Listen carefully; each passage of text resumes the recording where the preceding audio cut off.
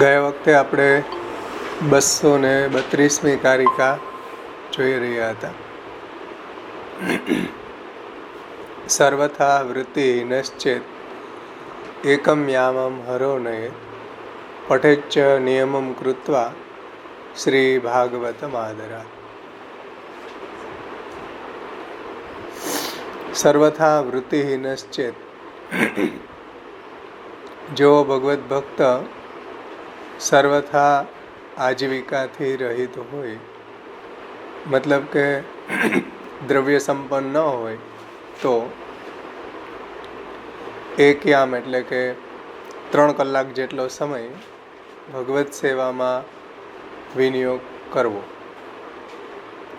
અને આજીવિકામાં લાગેલા ચિત્તને ફરીથી એને ભગવદમય બનાવવા માટે પઠેચ્ચ નિયમમ કૃત્વા શ્રી ભાગવતમ આદરાત, આદરપૂર્વક નિત્ય નિયમ કરીને શ્રી ભાગવતજીનો પાઠ કરવો. એમાં આપણે ગયા વખતે પ્રકાશ ટીકા જોઈ હતી. થોડું રિવિઝન ફરીથી કરી લે, પછી આવરણ ભંગનું અવગાહન કરશું. યામ માત્રમ ભગવત સેવા વિધાય પશ્ચાત અનિસિદ્ધેન ઉપાયેન જીવનમ સંપાદયત. એટલે 3 કલાક ભગવત સેવા માટે કાઢીને પછી જો એનો પરિવાર મોટો હોય અને આજીવિકા કરવી પડે એમ હોય, તો શાસ્ત્રમાં અનિંદિત જે આજીવિકા બતાવી છે એવી અનિસિદ્ધેન ઉપાયેન જીવનમ સંપાદયત, અનિસિદ્ધ આજીવિકા એને કરવી જોઈએ. પારંપર્ય જીવનમપી નિષિદ્ધ ચેત તદા ત્યક્તવ્યમ. એટલે પરંપરાથી પણ જો કોઈ નિષિદ્ધ વૃત્તિ ચાલી આવતી હોય તો એને છોડી દેવી જોઈએ. કારણ કે ભાગવતજીમાં સપ્તમ સ્કંદ 11મો અધ્યાય 30મા શ્લોકમાં કહ્યું છે, અચોરાણામ અપાપાનામ. જે આજીવિકામાં ચોરી, પાપાચરણ, અધર્મ, અનીતિ આવું બધું થતું હોય એવી આજીવિકા ન કરવી જોઈએ. જીવિકાયામ ચિત્ત વ્યાપૃતમ પુનઃ ભગવતી યોજનાર્થમ ઉપાયમ આહ પઠેચ્ચ નિયમમ કૃત્વા ઇતિ. એટલે આજીવિકામાં લાગેલા ચિત્તને ફરીથી અને ભગવાનમાં જોડવા માટે શ્રીમદ ભાગવતજીનો પાઠ કરવો જોઈએ. અનેન અલ્પ બહિર્મુક્તાયામપી ભાગવતમ અનુસંધેયમ ઇતિ ઉપાય કથિત. એટલે થોડી પણ જો બહિર્મુક્ત આવે તો તરત જ ભાગવતજીનું અનુસંધાન કરવું જોઈએ, એવા શ્રી મહાપ્રભુજી આ કારિકામાં સમજાવે છે. ગયા વખતે આટલું આપણે જોયું. તો આવરણ ભંગમાં જોઈએ.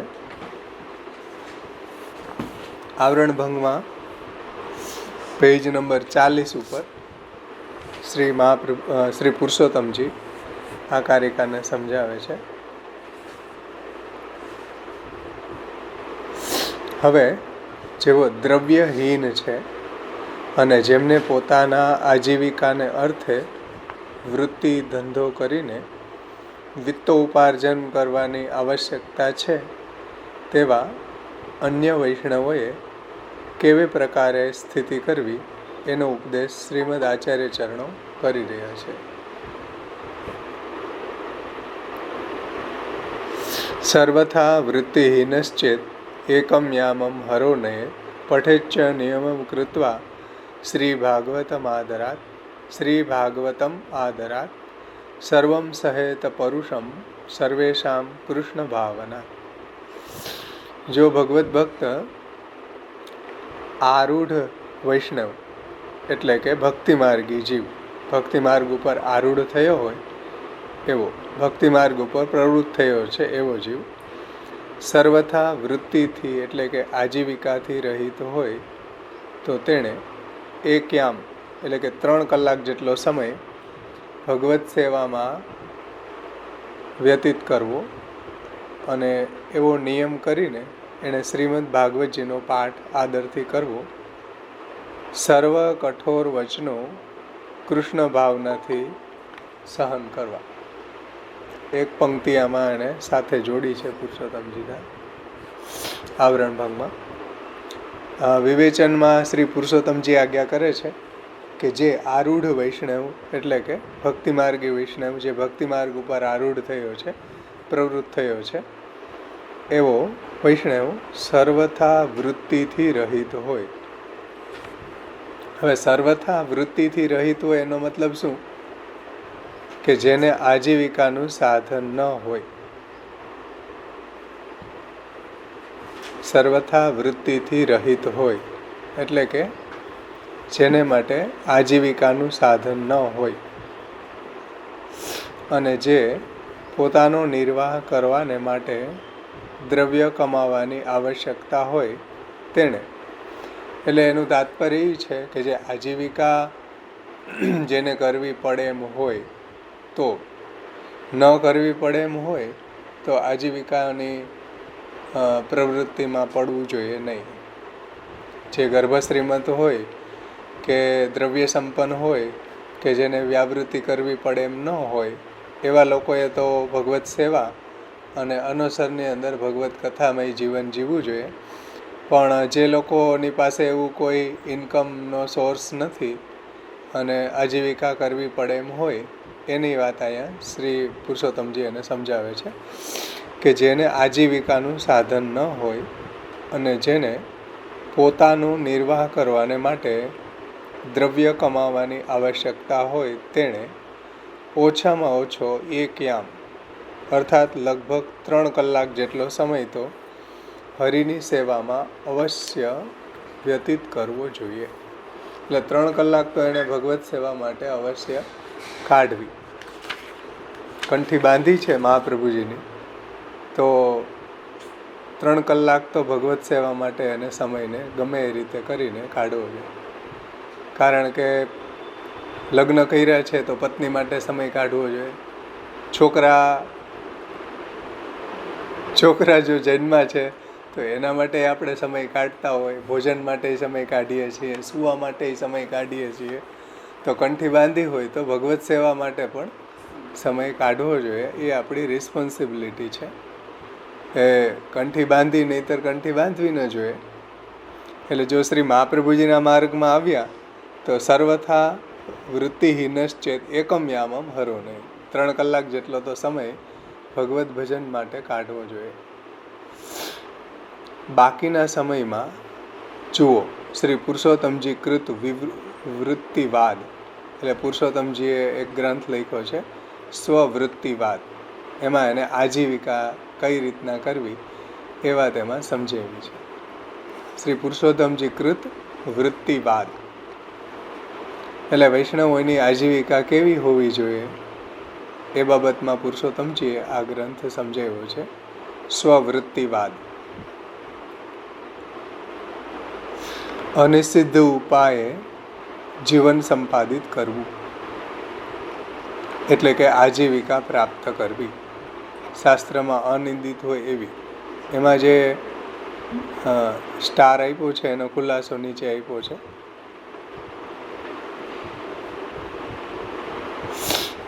જેની ફૂટનોટમાં નીચે જુઓ. જેને પોતિકા જીવન નિર્વાહને માટે એટલે પોતાના જીવન નિર્વાહને માટે દ્રવ્ય ઉપાર્જન કરવાની આવશ્યકતા છે તેનો આ પક્ષ કહ્યો છે. પરંતુ જેવો શ્રીમંત છે, મતલબ કે જેને દ્રવ્ય કમાવાની આવશ્યકતા નથી, પુરુષો દ્રવ્ય કમાય છે, એવી જો કન્ડિશન હોય અથવા તો એને દ્રવ્ય એટલું હોય કે એને કમાવા જવું પડે એમ ન હોય, તો જેવો શ્રીમંત છે તેમણે તો પૂર્વે કારિકા 227માં કહેલા પ્રકારે જ નિરંતર અવ્યાવૃત થઈને ભગવત સેવા કરવી. 227માં એટલે શ્રી કૃષ્ણ પૂજ્ય ભક્ત્યા યથા લબ્ધોપચારકે યથા સુંદરતા યાતિ વસ્ત્રૈરાભરણૈરપી અલંકુર્વીત સપ્રેમ તથા સ્થાન પુરસ્સરમ. એમાં બતાવ્યા પ્રમાણે સેવા કરવી. ગર્ભશ્રીમંત છે અથવા તો જેને એવી ઘરની અંદર પુરુષો કમાય છે તો પછી એને આજીવિકાની આવશ્યકતા નથી, તો એણે ભગવત સેવા અને ભગવત કથામય જીવન જીવવું જોઈએ, એવું શ્રી પુરુષોત્તમજી અહીંયા ફૂટનોટમાં કહે છે.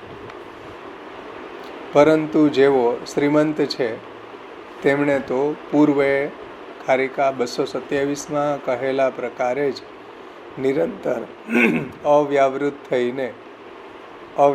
થઈને એટલે કે આજીવિકાના બધા સાધનોને છોડીને ભગવત સેવા કરવી જોઈએ. અત્રોક્ત અવ્યાવૃત ગૃહસ્થ ભગવત ભક્તનો તથા વ્યાવૃત ભગવત ભક્તનો પક્ષ શ્રીમદ આચાર્ય ચરણોએ ભક્તિવર્ધની નામના નિજ 16 ગ્રંથમાં ઉપદેશ્યો છે કે ભાઈ અવ્યાવૃત ગૃહસ્થ અને વ્યાવૃત ગૃહસ્થએ શું કરવું. તો અવ્યાવૃતને માટે શ્રી મહાપ્રભુજી ભક્તિવર્ધનીમાં આજ્ઞા કરે છે કે બીજે દાઢ્ય પ્રકારસ્તુ ગૃહે સ્થિત્વા સ્વધર્મતઃ અવ્યાવૃતો ભજેત કૃષ્ણમ પૂજયા શ્રવણાદિભિ વ્યાવૃતોપી હરોચિત્તમ શ્રવણાદો યતેત સદા અથવા ન્યસેત સદા. ભક્તિના બીજ ભાવને દ્રઢ કરવાનો પ્રકાર તો એ છે કે ગૃહે સ્થિતિ થઈને અવ્યાવૃત થઈને સ્વધર્મથી નિજ ભગવત ધર્મથી પૂજા યાની કે સેવા તથા શ્રવણાદિથી ભગવાન શ્રી કૃષ્ણને ભજવા. અને જો વ્યાવૃત હોવા છતાં પણ ભગવાન શ્રી હરિમાં પોતાનું ચિત્ત પરોવાય તે અર્થે ભગવત કથા શ્રવણાદિકમાં ચિત્ત પરોવવા યત્ન કરવો. એટલે અવ્યાવૃત છે અને ભગવત સેવા અને કથામય જીવન જીવવું જોઈએ, અને વ્યાવૃત છે અને ભગવત સેવાનો સમય એના જીવનમાં નથી કોઈ કારણોસર નીકળી શકતો, તો એણે વ્યાવૃત્તિ કરતાં ચિત્ત હરિમાં રાખવું જોઈએ. એમાં પહેલો જે બતાવ્યો છે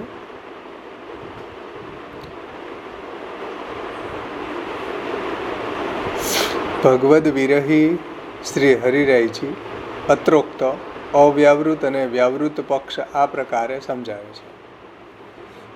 એટલે શ્રી હરિરાયજી અવ્યાવૃત અને વ્યાવૃતની વ્યાખ્યા કઈ રીતે કરે છે એને ટીકાકાર સમજાવે છે. તેસામ નિત્ય અભિયુક્તાનામ યોગક્ષેમમ વહામ્યહમ. શ્રીમદ ભગવદ્ ગીતા 9મો અધ્યાય 22મો શ્લોક કે અનન્યાસ ચિંતયંતોએ મામીય જનાઃ પર્યુપાસ્તે તેસામ નિત્યમ અભિયુક્તાનામ યોગક્ષેમમ વહામ્યહમ. જેવો નિરંતર મારો ભક્તિયોગ કરનારા તે ભક્તોનો યોગક્ષેમ હું પોતે જ નિભાવું છું. યોગક્ષેમ એટલે યોગ એટલે જે વસ્તુ એને જોઈએ છે એને પ્રાપ્ત કરાવી આપવી, ભક્તિ યોગ્ય પદાર્થને, અને ક્ષેમ યાની એનો નિર્વાહ કરવો, એનું રક્ષણ કરવું. યોગક્ષેમ વહામી અહમ એટલે જોઈતી વસ્તુ મેળવી આપવી અને એનું રક્ષણ કરવું એ ભગવાનની પ્રતિજ્ઞા છે. જે ભગવાનનો અનન્ય ભક્ત છે એને તો ભગવાન એનો યોગ અને ક્ષેમ વહાવે છે. આ વાક્યમાં શ્રી ભગવાને પોતે જ નિજ ભક્તોનું ભરણ પોષણ કરવાની જે પ્રતિજ્ઞા કરી છે તે પ્રમાણે ભગવાન આપણા ગૃહસ્થાશ્રમનો નિર્વાહ કરાવે એટલા ધનાદિક પદાર્થ તો અવશ્ય સંપાદિત કરી આપશે જ. એટલે ભગવાન છે એના ભક્તના જેટલો એનો ગૃહસ્થાશ્રમ ચાલે, એનો નિર્વાહ થઈ શકે એટલું તો એને ધનાદિક પદાર્થ ભગવાન સંપાદિત કરી આપશે. જો એને અવ્યાવૃત થઈને ભગવત સેવા પરાયણ થઈ ગયા તો ઠાકોરજી એની બધી વ્યવસ્થા કરી આપે છે. કરી આપે છે એમ નહીં, પણ કરી આપશે જ. ધ્રુવ એ વાત નિશ્ચય બતાવી છે કે અવશ્ય સંપાદિત કરી આપશે જ. એવા દ્રઢ વિશ્વાસથી જે ભક્ત દ્રવ્ય ઉપાર્જન કરવાનો મિથ્યા અભિનિવેશ ત્યજીને, એટલે કે દ્રવ્ય ઉપાર્જન કરવાનો ખોટો આવેશ અભિનિવેશ છોડીને નિરંતર શ્રી કૃષ્ણને ભજે છે તેને અવ્યાવૃત સમજવું. અવ્યાવૃત એટલે જે આ આજીવિકાના ધાંધલમાં નથી પડતો અને ભગવત સેવા અને ભગવત કથાપરાયણ જે જીવ છે એને અવ્યાવૃત કહેવાય. અને વ્યાવૃત એટલે જે ભગવત સેવા માટે સમય કાઢી નથી શકતો એ વ્યાવૃત છે. પછી જે ભગવત સેવા પણ કરે છે, ભગવત કથા પણ કરે છે અને આજીવિકાએ જવું પડે એમ હોય તો એને અવ્યાવૃત કહેવાય. અવ્યાવૃત તો છે પણ અર્ધો અવ્યાવૃત, એ વચ્ચેનો અર્ધ અવ્યાવૃત. સમજમાં આવી ને વાત? અવ્યાવૃત સમજવો કે જે પોતે ભગવત સેવા અને ભગવત કથામાં એટલા પરાયણ છે કે એને દ્રવ્ય ઉપાર્જન કરવાનો મિથ્યા અભિનિવેશ છોડી દીધો છે અને શ્રી કૃષ્ણના ભજનમાં જ પરાયણ છે, એ અવ્યાવૃત સમજવા. જેમ ગદાધર દાસ હતા તો એને અવ્યાવૃતનો નિયમ લીધો હતો કે ભાઈ કોઈ બી પરિસ્થિતિમાં છે ભગવત સેવા છોડીને ક્યાંય જવું નહીં. તો ગદાધર દાસની અવ્યાવૃતથી જીવન આપણે જોઈ શકીએ છીએ. પરંતુ જીવ પ્રકૃતિને વશ જેને આવો દ્રઢ ભગવદ વિશ્વાસ રહેતો નથી, એટલે પ્રભુમાં જેને આવો દ્રઢ વિશ્વાસ નથી, તે ભક્ત ભલે સેવાના અનવસરમાં અનિંદ્ય વૃત્તિથી ઉદ્યમ કરીને પોતાના જીવનનો નિર્વાહ કરે. એટલે આટલો દ્રઢ વિશ્વાસ પ્રભુમાં નથી તો એને ભગવત સેવા કરીને પછી એને આજીવિકા માટે જવું જોઈએ. અને આજીવિકા પણ કેવી કરવી જોઈએ? અનિંદ્ય વૃત્તિથી. મતલબ કે શાસ્ત્રમાં જેની નિંદા ન કરી હોય એવી અનિષિદ્ધેન ઉપાયેન જીવન યાપનમ, જે મહાપ્રભુજીએ પ્રકાશમાં સમજાવ્યું ને, અનિષિદ્ધેન ઉપાયેન જીવન સંપાદે. શાસ્ત્રમાં જેવી નિષિદ્ધ ન હોય એવી આજીવિકા કરવી જોઈએ.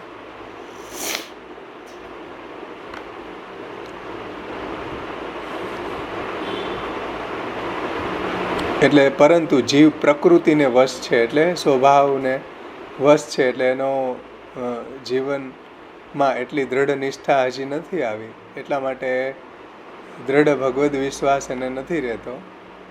એટલા માટે એ ભક્ત ભલે આજીવિકાએ જાય પણ એ ભગવત સેવા પરાયણ થઈને અનવસરની અંદર એ આજીવિકાનો ઉપાય કરવો જોઈએ. સેવાના અનવસરમાં અનિંદ્ય વૃત્તિથી ઉદ્યમ કરીને પોતિકા જીવનનો નિર્વાહ કરે. પરંતુ આવા વ્યાવૃત ભક્તએ પણ સદા ભગવત કથા શ્રવણાદિકમાં ચિત્ત પરોવવા યત્ન કરવો. એટલે આવો વ્યાવૃત છે, આજીવિકાએ જવું પડે એમ છે, ભગવત સેવા પણ કરે છે, છતાં પણ એણે ભગવત કથામાં પોતાના ચિત્તને પ્રવણ કરવું જોઈએ. આ ભક્તિવર્ધનીમાં જે વાત કરીને વ્યાવૃતોપી હરોચિત્તમ શ્રવણાદો નેષેત સદા, એટલે ત્રણ અધિકારી હરિરાયજીએ સમજાવ્યા. એક તો અવ્યાવૃત સમજાવ્યો, એણે શું કરવું, એને ભગવાન ઉપર દ્રઢ વિશ્વાસ રાખી અને ભગવાન જ એનો યોગ અને ક્ષેમ વહાવે છે, એટલે એને આજીવિકાનો ત્યાગ કરી અને ભગવત સેવા અને કથા પરાયણ રહેવું. બીજો અધિકારી એવો બતાવ્યો કે જેને હજી પોતાની જીવ પ્રકૃતિને સ્વભાવને વશ થઈને ભગવાનની અંદર એવો દ્રઢ વિશ્વાસ નથી, એવા ભક્તએ ભગવત સેવાના અનુસરમાં આજીવિકા કરવી. આ બીજો અધિકારી. હવે ત્રીજો આવે છે વ્યાવૃત.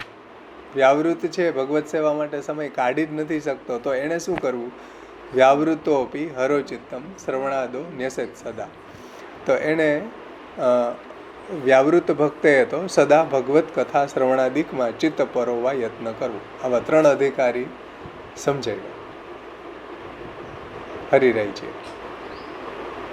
એક અવ્યાવૃત, એક અર્ધ અવ્યાવૃત અને એક પૂરેપૂરો વ્યાવૃત, કે જે સેવા માટે સમય નથી કાઢી શકતો, એણે ભગવદીયનો સંગ કરવો અને સત્સંગ કરવો અને ભાગવતનું પારાયણ કરવું, પાઠ કરવો, ભગવાનનું શ્રવણ કીર્તન અને સ્મરણ કરવું, પ્રભુના નામ રૂપ ગુણ લીલા ચરિત્રોનું. તો વ્યાવૃત જીવન છે, ભગવત સેવા માટે સમય નથી કાઢી શકતા, કોઈ એના ફેમિલી એવા પ્રોબ્લેમને કારણે, અથવા તો એનો આજીવિકાનો સમય વધારે આપવો પડે એમ હોય તો પણ સેવા ન થઈ શકે, અથવા તો ઘરમાં કોઈ અનુકૂળ ન હોય ભગવત સેવા માટે તો પણ એ ભગવત સેવાનો નિર્વાહ ન થઈ શકે, તો એણે ભગવત ભક્તોની પરિચર્યા કરવી. અને ભગવત ભક્તો જ્યારે ભગવત સત્સંગ કરે ત્યારે એણે ભગવત સત્સંગ કરવો જોઈએ. અને જો છૂટ આપે તો ભગવત ભક્તોની પરિચર્યા કરવી જોઈએ. આ વાત શ્રી મહાપ્રભુજીએ ભક્તિવર્ધનીમાં સમજાવી. તદીય સહ તત્પરે ભક્તિવર્ધનીમાં આવી હતી ને એ વાત. તદીય સહ તત્પરે અતસ્થેયમ હરિસ્થાને તદીય સહ તત્પરે. હરિસ્થાનમાં રહી અને જ્યાં ભગવત ભક્તો છે એ સત્સંગ કરતા હોય તો એની સાથે તત્પર થઈને રહેવું જોઈએ, તો પણ એને બીજી ભાવ એનો દ્રઢ થશે.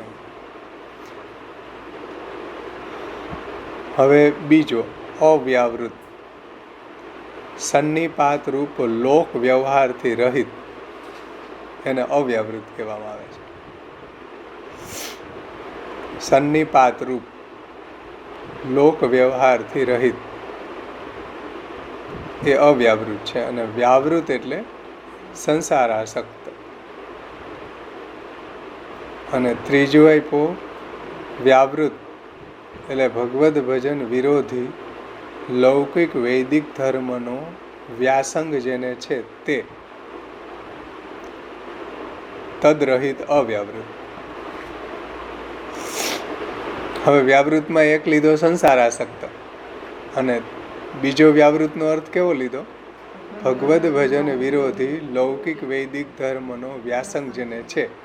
એટલે ભગવદ ભજન વિરોધી લૌકિક અને વૈદિક ધર્મો છે, મતલબ કે એવા સાંસારિક લોકોની સાથે એને રહેવું પડે એમ છે, એને છોડી શકે એમ નથી. એનો વ્યાસંગ એટલે વિશેષ સંગ છે. જેને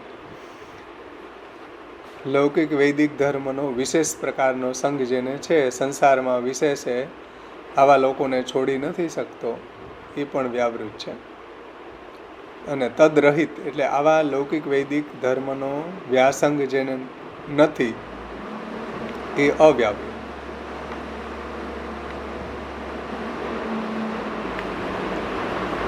સમજમાં આવ્યું ને? હે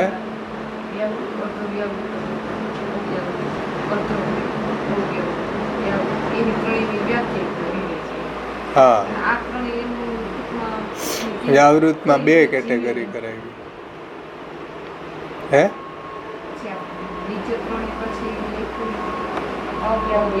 વ્યાખ્યા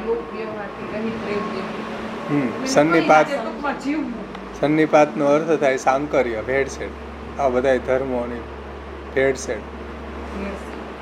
હા, સન્નિપાત જ છે ને આ બધું બખડ જંતર સંસાર. હા, આ લોક વ્યવહાર છે એ કેવો છે? સન્નિપાત રૂપ છે. લોક વ્યવહાર છે એ સન્નિપાત રૂપ છે. એ લોક વ્યવહાર છે એ ભ્રાંતિવાળો છે, બધું ભેળસેળ છે એમાં. સાચું નથી, એમ ઠોસ નથી કાંઈ, બધું ખાવ વ્યર્થ છે, વેસ્ટેજ ઓફ ટાઈમ છે.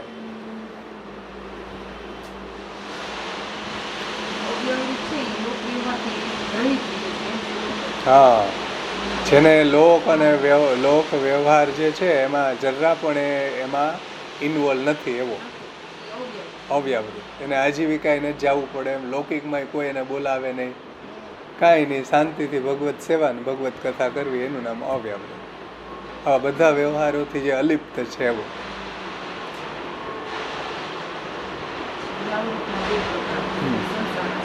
એટલે પુષ્ટિ પ્રભા મર્યાદા ભેદ ગ્રંથમાં શ્રી મહાપ્રભુજીએ એમ વાત કરી કે લૌકિકત્વમ વૈદિકત્વમ કાપટ્યા તે સુનાન્યથા. એ મધ્યમ અધિકારી માટે કરી. ઉત્તમ અધિકારીને તો આવું પિંજણમાં પડશે જ નહીં. પણ નથી ચાલી શકતું તો લૌકિક અને વૈદિક કપટપૂર્વક નભાવવું, બાકી નભાવવાની આવશ્યકતા છે નહીં. નો નભાવો તો ચાલે ખરી એમ, પણ તમે નથી રહી શકતા સંસારમાં જયા વગર ગયા વગર, એટલા માટે કીધું કે ભાઈ જાઓ, કાંઈ વાંધો નહીં, ચાલો કાપટ્યપૂર્વક જાઓ, બીજું શું હવે. જાવું તો ન જોઈએ, પણ જાઓ, પણ એમાં આસક્ત ન થાવ એમ. એટલે બાકી ફર્સ્ટ જે છે ઓપ્શન એ તો એ જ છે કે લોકવેદની અંદર ઇન્વોલ્વ થયા વગર ભગવત સેવા અને ભગવત કથા પરાયણ થવું જોઈએ. ભગવાન આપણો યોગ અને ક્ષમ વહાવે છે તો ભગવાન ઉપર એવો દ્રઢ વિશ્વાસ રાખવો જોઈએ.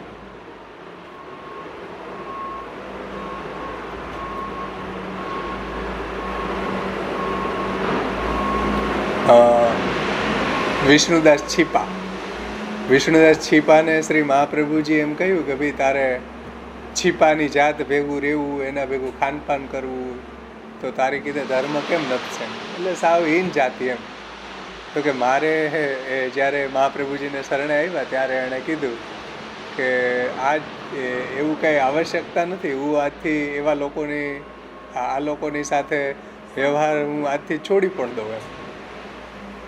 એટલો એનો દૃઢ નિષ્ઠા, હજી તો એ શરણે આવ્યા ત્યાં જ એની એટલી સ્ટ્રોંગ નિષ્ઠા છે કે આવા જ્ઞાતિ વ્યવહાર કે જ્ઞાતિના લોકો ન હોય તો પણ ભગવત ભજન કરવામાં એ લોકોની કોઈ આવશ્યકતા નથી.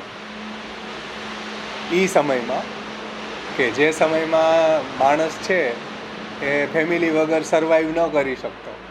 આજે તો સર્વાઈવ કરવું સાવ સામાન્ય થઈ ગયું, ફેમિલી ગયું ઘેરે, એકલી વ્યક્તિ સર્વાઈવ કરી શકે, જીવી શકે. પણ એ કન્ડિશનમાં ત્યારે તો એ પોસિબલ જ નહોતું સર્વાઈવ કરવું એમ, જ્ઞાતિ વગર, જ્ઞાતિ વ્યવહાર વગર. ત્યારે વિષ્ણુદાસ છીપાએ કહ્યું કે જ્ઞાતિની સાથે મારે કોઈ લેવા દેવા નથી. વાર્તા પ્રસંગમાં જુઓ તો આનું નામ કહેવાય નિષ્ઠા.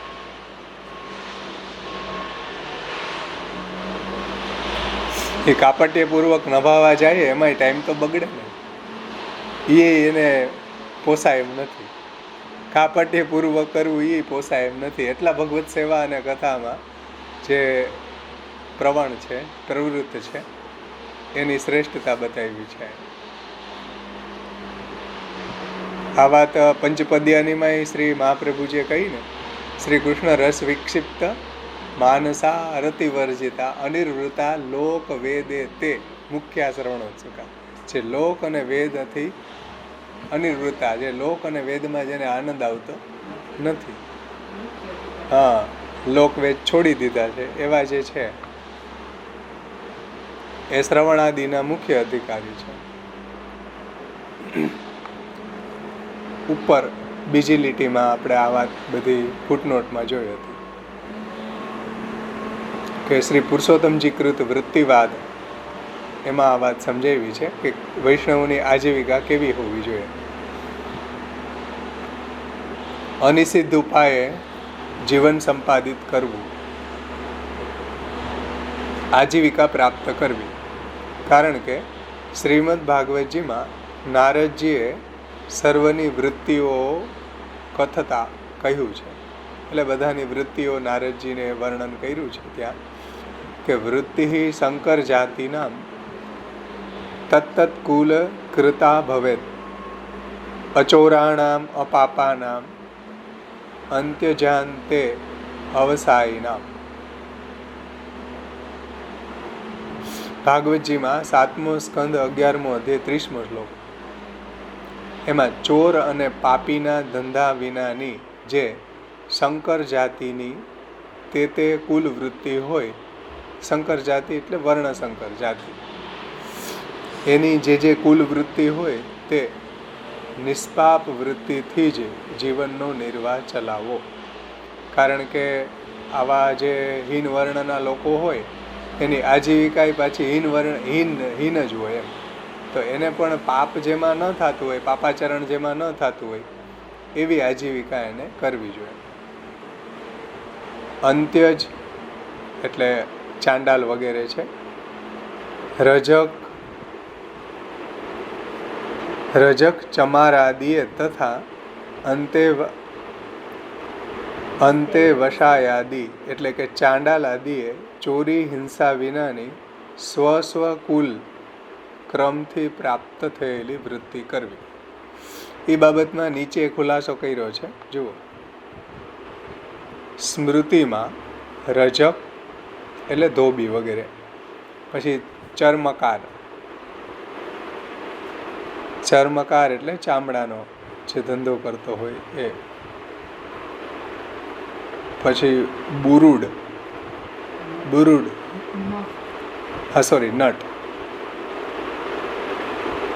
નટ એટલે અભિનય કરનારા.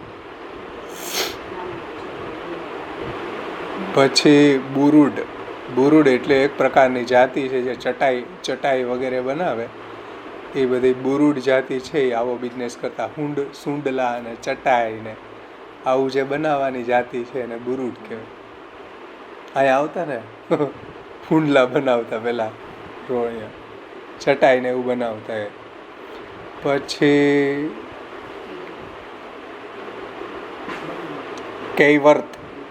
કૈવર્ત એટલે વર્ણશંકર જાતિ.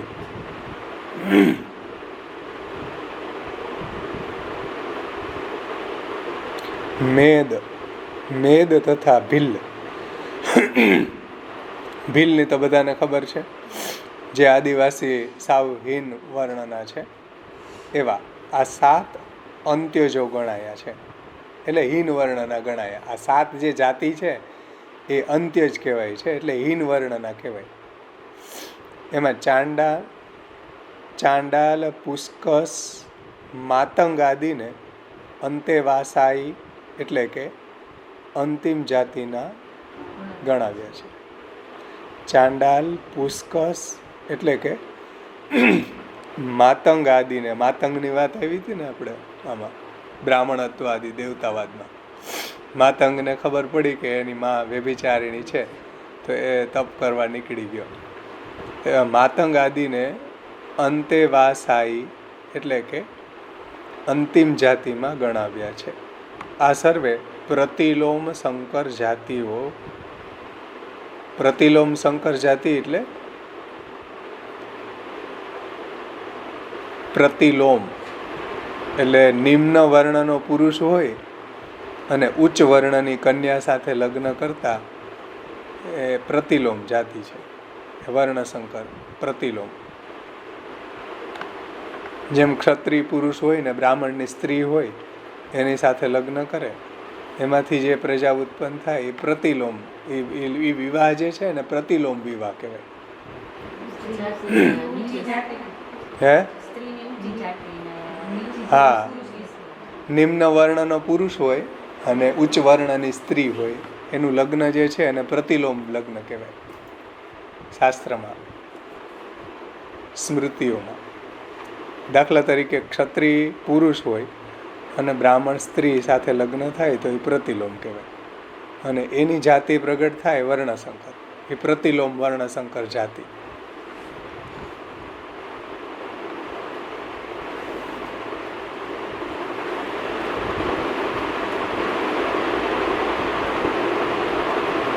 પછી અનુલોમ વિવાહ છે, એમાં આનું ઉલટું. નીચ કક્ષા, નિમ્ન કક્ષાનો પુરુષ હોય ને ઉચ્ચ કક્ષાની સ્ત્રી સાથે લગ્ન કરે, ઉચ્ચ વર્ણની સ્ત્રી સાથે, તો એ અનુલોમ વિવાહ કહેવાય.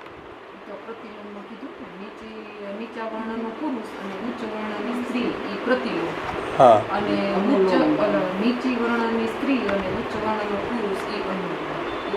હા, ઉલટું. નિમ્ન વર્ણનો પુરુષ અને ઉચ્ચ વર્ણની કન્યા સાથે લગ્ન થાય તો એ પ્રતિલોમ વિવાહ કહેવાય.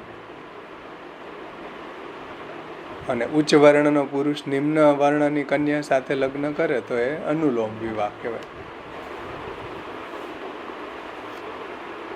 આ સર્વે પ્રતિલોમ સંકર જાતિઓ વસ્ત્ર ધોવા ઇત્યાદિ સ્વ કુલ ક્રમાગત વૃત્તિ જે ચૌર્ય હિંસાદિથી રહિત હોય તે કરવી.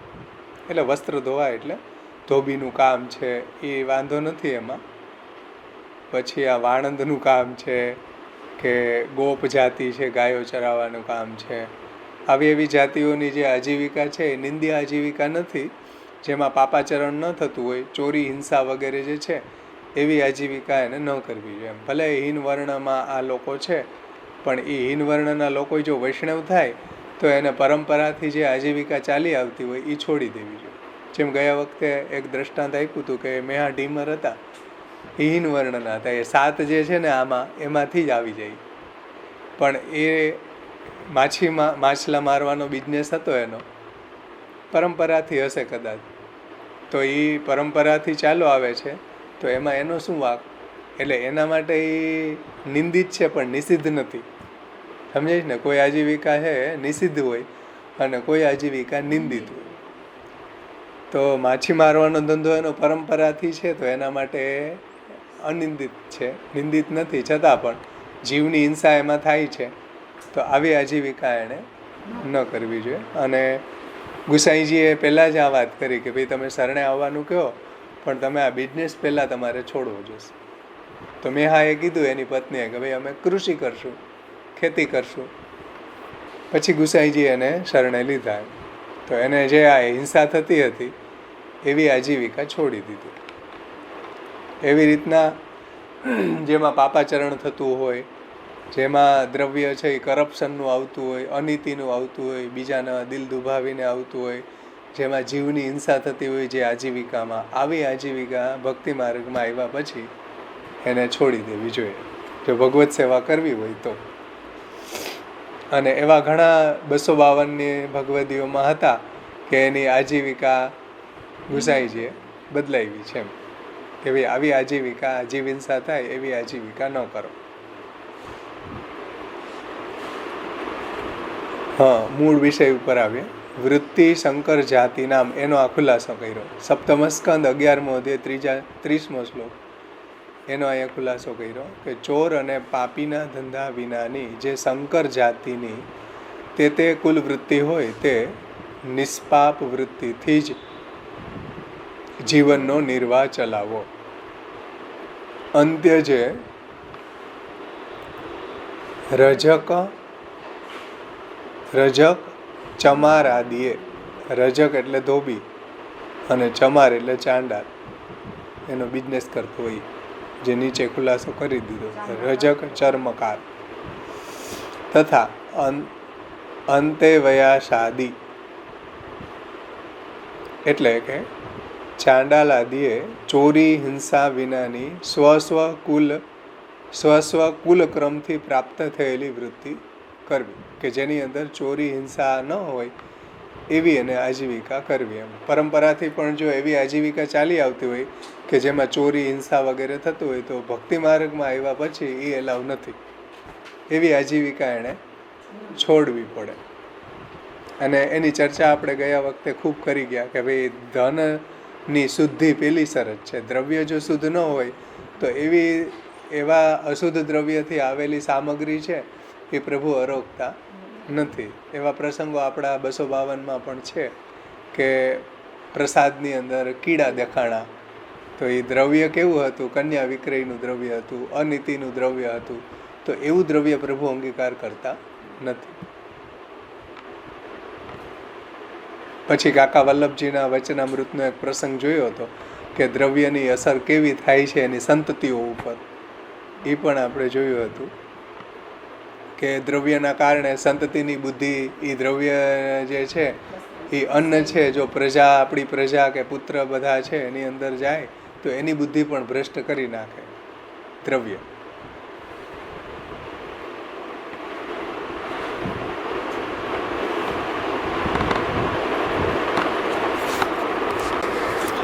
આગળ શ્રી પુરુષોત્તમજી આજ્ઞા કરે છે, દેવો અસુરો મનુષ્યો વા યક્ષો ગંધર્વ એવ વા ચ ભજન મુકુંદ ચરણમ સ્વસ્તિમાન સ્યાદ યથા વયમ. ભાગવતજીમાં 7મ સ્કંદ 7મો અધ્યાય 60મો શ્લોક.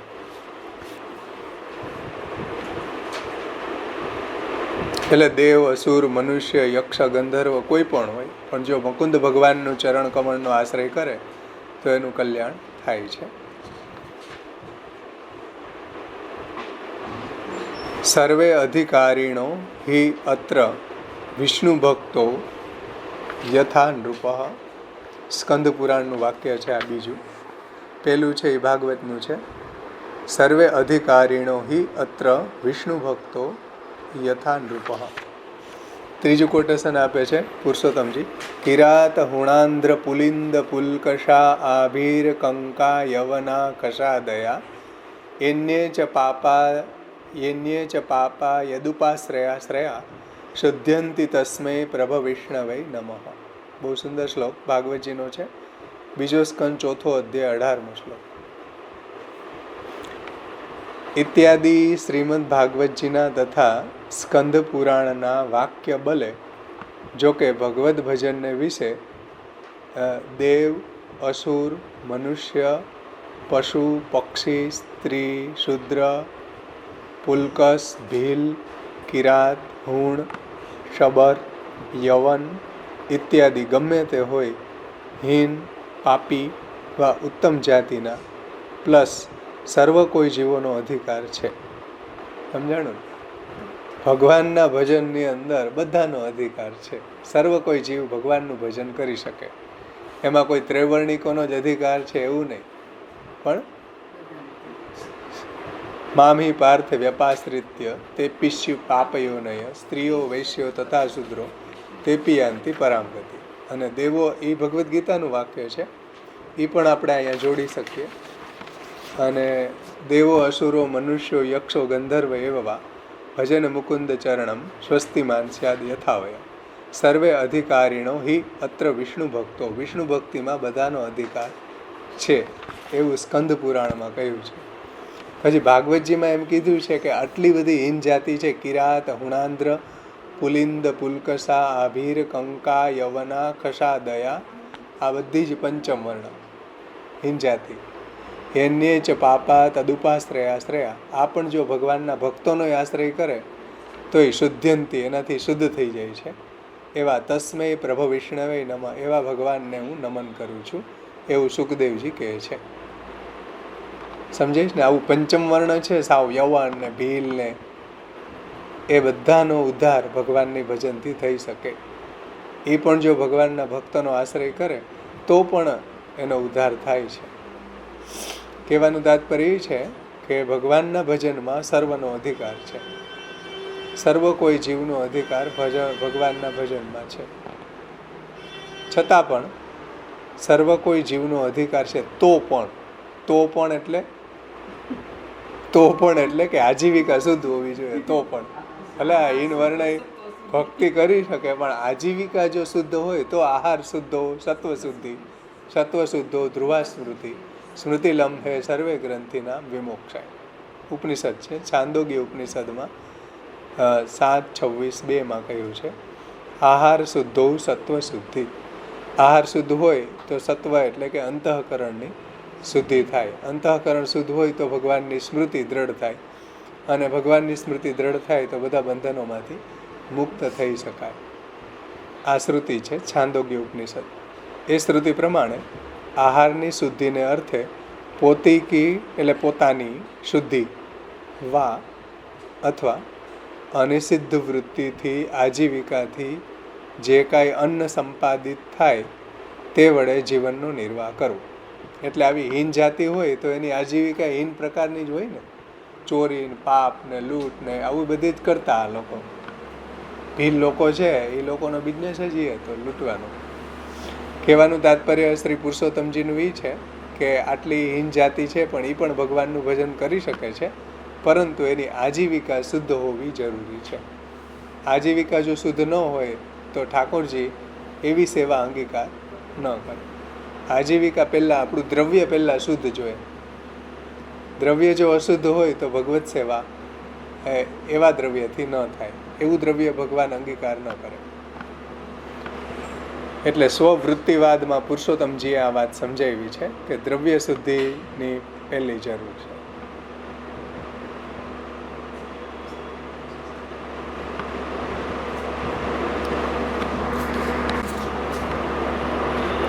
શ્રી પુરુષોત્તમજી કે ભાઈ આહાર શુદ્ધ હોવું, આહાર શુદ્ધિ જરૂરી છે. આહાર શુદ્ધિ ક્યારે થાય? જ્યારે દ્રવ્ય શુદ્ધ હોય ત્યારે. દ્રવ્ય શુદ્ધ ક્યારે બને? જ્યારે શાસ્ત્રમાં અનિંદિત પ્રકારે જે આજીવિકા બતાવી એવી આજીવિકાથી જીવન નિર્વાહ કરવામાં આવે તો દ્રવ્ય શુદ્ધિ રહે.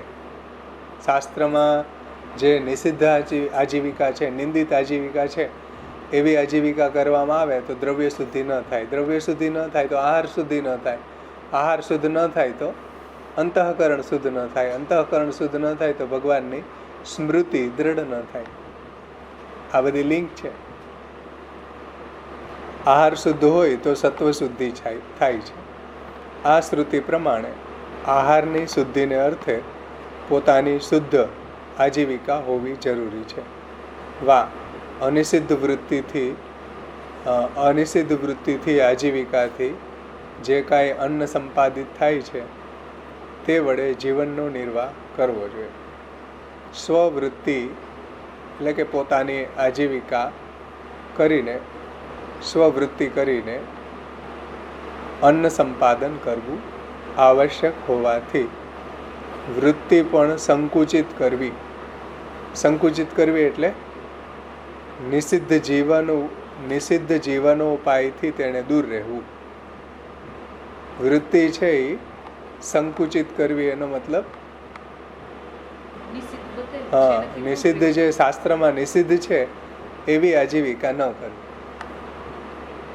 સંકુચિત કરવી એટલે અનીતિ, અન્યાય, પછી કરપ્શન, બીજાનું લઈ લેવું, બીજાના હકનું લઈ લેવું, આ બધી જ જે દ્રવ્ય છે એ ભગવત સેવામાં ઉપયોગી ન આવે. ભગવત સેવામાં એનો ઉપયોગ ન થાય, ભગવાન એનો અંગીકાર ન કરે. અને આપણે પણ જો એનો ઉપયોગ કરીએ એવા દ્રવ્યનો તો આપણી પણ બુદ્ધિ ભ્રષ્ટ થઈ જાય. સમજમાં આવી ને વાત? એટલે આપણું આજીવિકા શુદ્ધ હોવી જોઈએ.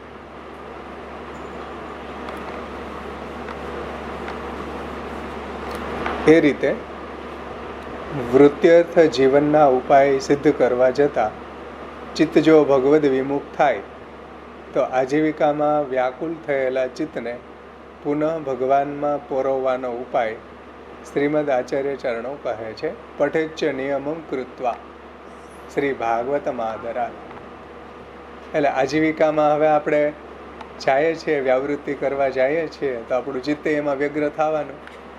ચિત્તમાં આપણને પ્રભુનું ભજન ન થઈ શકે આજીવિકાના કારણે તો શું કરવું? પહેલાં તો શ્રી મહાપ્રભુજીએ જ વાત કરી કે સર્વથા વૃત્તિહીન હોય એટલે દ્રવ્ય સંપન્ન હોય, આજીવિકાએ જવું જ ન પડે તો એણે ભગવત સેવા અને ભગવત કથા પરાયણ જીવન નિર્વાહ કરવો જોઈએ. ખોટી આજીવિકાની ધાંધલમાં ન પડવું જોઈએ. પછી જો આપણો પરિવાર મોટો હોય ને આજીવિકા કરવી જ પડે એમ હોય તો એકમ યામમ હરો ને, તો એક યામ 3 કલાક જેટલો સમય સેવા માટે કાઢી અને બીજા સમયમાં એને શાસ્ત્રમાં અનિંદિત જે આજીવિકા બતાવી છે એવી આજીવિકા એણે કરવી જોઈએ. હવે આજીવિકા એ જાશું એટલે સાઈડ ઇફેક્ટ થશે. શું કે આપણું ચિત્ત છે એમાં બહિર્મુખ થશે. તો એનો એન્ટીડોઝ શું? બહિર્મુખ થયું ચિત્ત, તો એને શ્રી મહાપ્રભુજી ફરીથી ટેકલ કરવા માટે એને ભાગવતનું ચિંતન કરવું જોઈએ, ભાગવતનો પાઠ કરવો જોઈએ, ભાગવતનું શ્લોકોનો પાઠ કરવો જોઈએ. સાથે સાથે યમનાષ્ટક વગેરે પણ કરવા જોઈએ. એ વાત સામેના પેજ ઉપર પુરુષોત્તમજીએ સમજાવી છે. સામેના પેજ ઉપર નીચેનો જે પેરેગ્રાફ છે એમાં પુરુષોત્તમજીએ આ વાતનો ખુલાસો પણ કર્યો છે. ત્યાં એમાં જુઓ, આ પ્રકારે જીવિકા આદિ વ્યાવૃત્તિમાં વ્યાકુલ થયેલા ચિત્તને પુનઃ ભગવાનમાં યોજવા ભગવત ભક્તએ અવશ્ય શ્રીમદ ભાગવતજીનો પાઠ નિયમપૂર્વક કરવો, એટલે રોજ કરવો, નિત્ય કરવો એમ.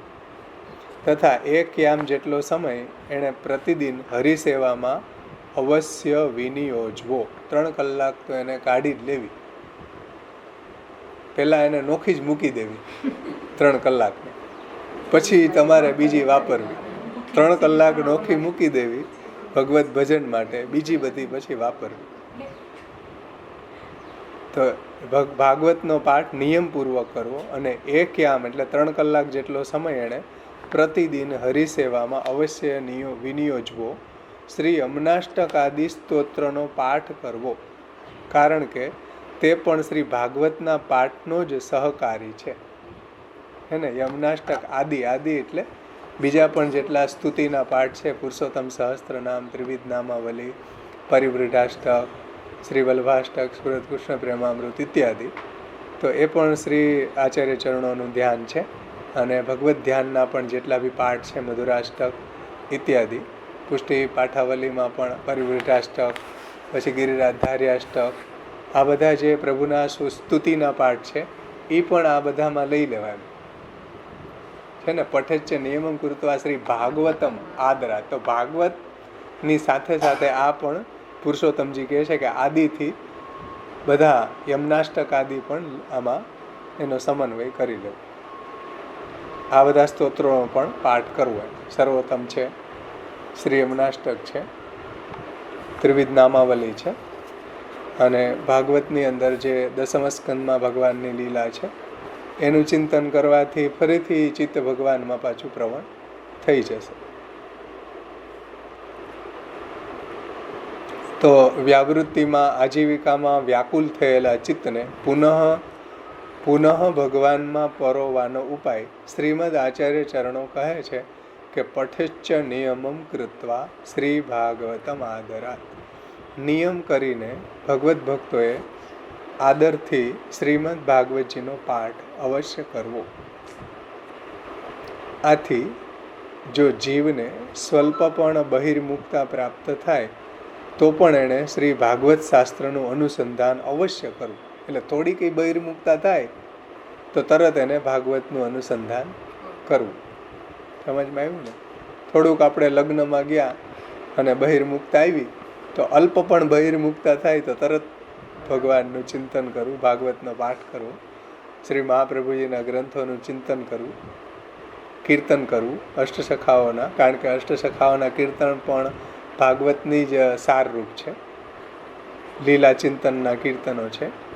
તો એનું પણ આપણે ચિંતન કરી શકીએ. અહીંયા જે પુરુષોત્તમજી આદિ શબ્દ મૂકે છે, યમનાષ્ટક આદિ, તો એને પણ આપણે લઈ શકીએ. સ્વલ્પ પણ બહિર્મુક્તા પ્રાપ્ત થાય તો પણ એણે શ્રી ભાગવત શાસ્ત્રનું અનુસંધાન અવશ્ય કરવું. કારણ કે ભાગવત શાસ્ત્ર છે એ આપણને શીઘ્ર ભગવાનમાં પ્રેમોત્પત્તિ કરે છે. કારણ કે પ્રેમણોન્યત સાધનમ લોકે નાસ્તિ મુખ્ય પરમ મહત શ્રી ભાગવતમ આદરાત. એટલે ભગવાનમાં પ્રેમ પ્રગટ કરવાનું સાધન એકમાત્ર ભાગવત છે. પ્રેમણોન્યત સાધનમ લોકે નાસ્તિ મુખ્ય પરમ મહત શ્રી ભાગવતમેવાત્ર પરમ તસ્ય હિ સાધનમ. તો સ્વલ્પ પણ બહિર્મુક્તા પ્રાપ્ત થાય તો ભાગવતનું અનુસંધાન કરવું એવો ઉપાય કહ્યો છે. કારણ કે ચિત્ત સત્વર ભગવાન શ્રી કૃષ્ણને વિશે પરોવાય છે. જો ભાગવતનું ચિંતન કરવામાં આવે તો ચિત્ત છે એ શીઘ્ર પાછું ભગવાનમાં પરોવાઈ જાય. એટલા માટે એટલે ભાગવતજીની વાત અહીંયા શ્રી મહાપ્રભુજી કરે છે. અને ભગવાનમાં પ્રેમ પ્રગટ કરવાનું સર્વશ્રેષ્ઠ સાધન હોય તો ભાગવતજી છે. એટલે પઠેચ્ચ નિયમમ કૃત્વા શ્રી ભાગવતમ આદરાત એવો ઉપાય કહ્યો છે. કારણ કે તેથી ચિત્ત સત્વર એટલે તરત જ ભગવાન શ્રી કૃષ્ણને વિશે પરોવાય છે. આ ભજન આંતર છે તે મુખ્ય છે. જેમ બહિર્ભજનમાં પ્રતિબંધ કરનારા સ્ત્રી પુત્રાદિકનો સર્વથા પરિત્યાગ કરવાનું કહ્યું છે, એવી રીતના આંતરભજનમાં જે કંઈ બી પ્રતિબંધ થતો હોય એનો પણ પરિત્યાગ કરવાની વાત શ્રી મહાપ્રભુજી હવે આગળ કરશે. સર્વમ સહેત પરુષમ સર્વેશામ કૃષ્ણ ભાવના. એટલે બહિર્ભજનમાં જેમ સ્ત્રી પુત્રાદિક બાધક થતા હોય તો એનો ત્યાગ કરવો, એમ આંતરભજનમાં જે સ્ત્રી પુત્રાદિક છે એટલે અહંકારને આપણે પ્રમાદને એ બધા સ્ત્રી આંતરભજનમાં બાધારૂપ સ્ત્રી પુત્રાદિક છે એનો પણ પરિત્યાગ કરવો જોઈએ. એ આપણે આવતી વખતે લેશું. હવે આંતરભજનની અંદર એટલે ભગવત સ્મરણમાં ભગવાનમાં ચિત્તની પ્રવણતામાં જે બાધારૂપ થઈ રહ્યા છે જે બી ફેક્ટર, એને કઈ રીતના ટેકલ કરવા એ હવે શ્રી મહાપ્રભુજી સમજાવશે. બહિર્ભજનમાં જે કંઈ બી પ્રતિકૂળ હતા એનો કઈ રીતના ટેકલ કરવા એ શ્રી મહાપ્રભુજીએ સમજાવ્યું કે બહિર્ભજનમાં આપણને જો ભાર્યાદે અનુકૂળ હોય તો અડી મળીને સેવા કરવી, ઉદાસીન હોય તો જાતે કરવી, પ્રતિકૂળ હોય તો એને છોડવા.